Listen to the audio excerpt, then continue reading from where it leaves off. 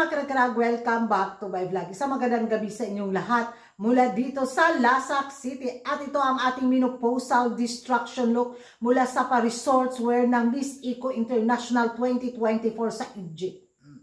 Doon tayo magipagchismisan. Dami mga pa-eksena galore doon na masyukat kayong mga karag-karag. Kung nagbardagulan sa Miss Universe Philippines 2024 kahapon sa kanilang swimsuit challenge competition sa Aqua Boracay, nako, dito talaga masyak ka ha? Resorts wear,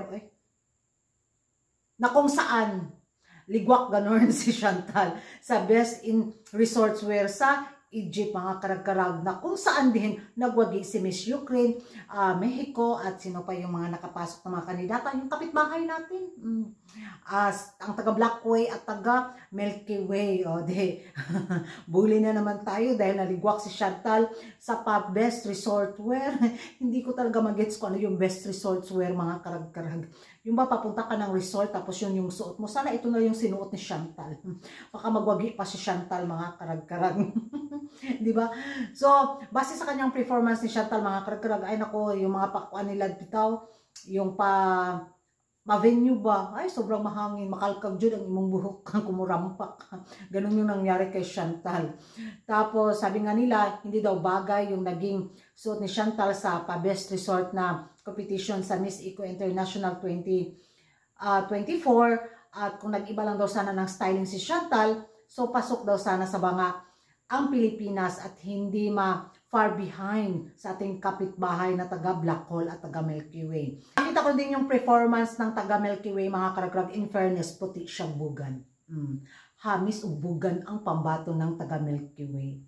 Bumagay sa kanya yung suot niyang pa-swimsuit, bitaw na may pa uskoy tawag-tawag anak gud kanilang pasyon pore gaba kuragan ba. Pero doon hindi ako nakatingin sa kanyang performance, nakatingin talaga ako sa kanyang bugan. Hamis. Di ba? Talag sa unra. Bihira lang yung sa mga kandidata nilang may mahamis na bugan. So, samantala naman sa taga Black Hole, ayun lang, parang mga normal raman nila mga pa-outfit. Hindi ko alam kung ano yung hinahanap ng Miss Eco International Organization sa pa-challenge na to ng mga kandidata sa best resorts wear ng Miss Eco International 2024. Kasi nung nakita ko yung nanalong si Ukraine, wala man siya pag-gown. Kung alam pa natin yung pag-gown pa system na parang swimsuit na pag-gown, hindi sana napagsabihan natin si Chantal, dalhin mo na yung menopausal ni Kuragan, di ba? Panalo ka.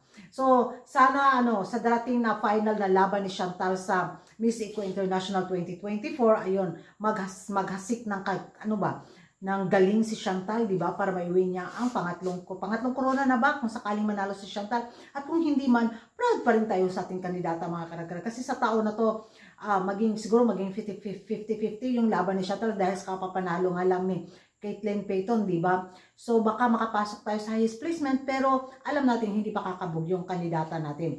Well, yung mga sabi nga ng mga kapitbahay natin, goodbye pins na daw. Kasayo pa sa laban, paghilom sila, mag-shut up sila.